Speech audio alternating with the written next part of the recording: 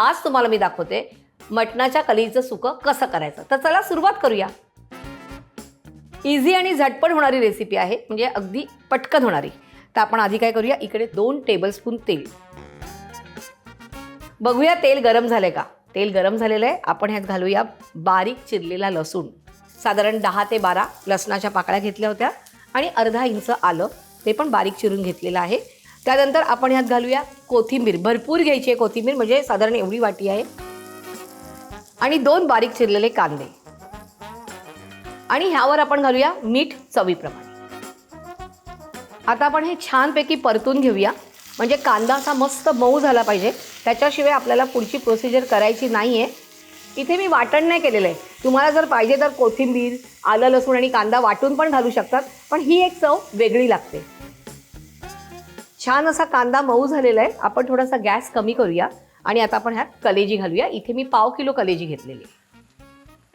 आता हे छान परतून घ्यायचं आहे आणि ह्यात पाणी घालून आता हे शिजवून द्यायचं आहे.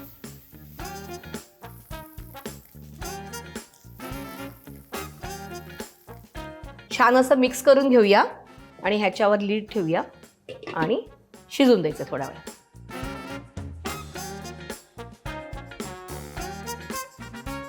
दहा ते 15 मिनिटं लागतात कलेजी शिजायला. तर बघूया आपण झालंय का. छान असा कांदा मिळून आलेला आहे. आपण बघूया. हा, ही बघा कट झालेली आहे, पण अजून थोडी ती शिजायची आहे.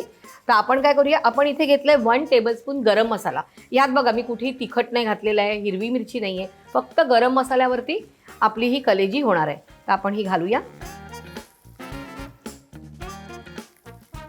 आता ह्याला छानपैकी मिक्स करूया.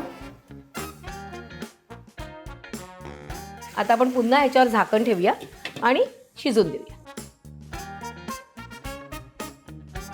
बघूया झालंय का. त्यात थोडंसं पाणी आहे, तर थोडंसं आपण मिक्स करून घेऊया आणि त्यातलं पाणी काढून टाकूया. सुकं पाहिजे म्हणून. अगदी पण सुकं नाही करायचं, कारण भाकरीबरोबर खाता आलं पाहिजे. तर बघा हे ऑलमोस्ट पाणी आता गेलेलं आहे. निप्तीचा रस्सा तसा आहे. तर आता आपण मी बंद करते आणि बंद केल्यावरती मी ह्यात घालते थोडीशी कोथिंबीर.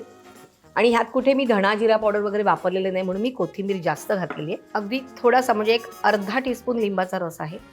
आणि पुन्हा मिक्स करायचं आहे. आता आपण हे काढून घेऊया. छानपैकी प्लेटिंग करूया.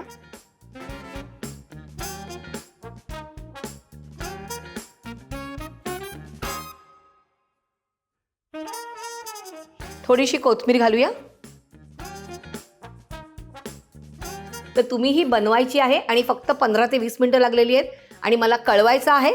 आणि अशा छान छान रेसिपी कुठे शक्य असतात? फक्त रुचकर मेजवानीवर. तर पाहत रहा रुचकर मेजवानी.